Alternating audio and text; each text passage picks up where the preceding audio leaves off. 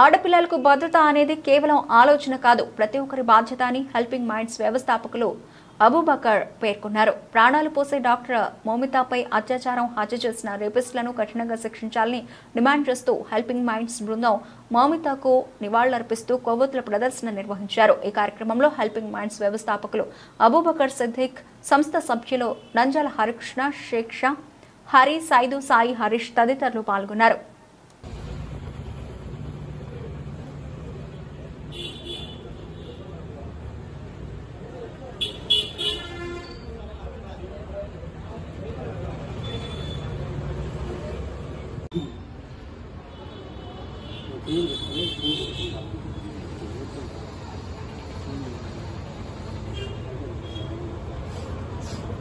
ప్రాణాలు పోసే ఒక డాక్టర్ యొక్క ప్రాణాన్ని తీయడం, అది అత్యాచారం చేసి హత్య చేసి చేయడం అనేది మన భారతదేశంలో దురదృష్టకరం, బాధకరం.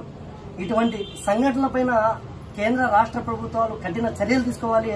మన భారతదేశంలో చూడొచ్చు, ఎక్కడో ఒక చోట ఏదో ఒక ప్రాంతంలో ప్రతిరోజు మహిళలపైన ఏదో ఒక సంఘటనలు జరుగుతున్నాయి.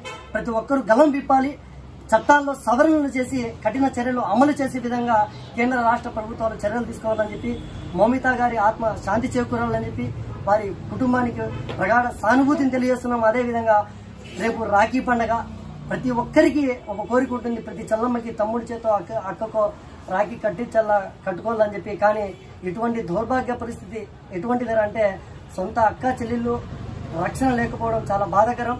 ఈ రాఖీ పండుగ కూడా ముందుకు రావడం చాలా బాధగా ఉంది. ఇప్పటికైనా కేంద్ర రాష్ట్ర ప్రభుత్వాలు మేల్కొని కఠిన చర్యలు తీసుకోవాలని చెప్పి హెల్పింగ్ మైండ్స్ నుంచి డిమాండ్ చేస్తున్నాం.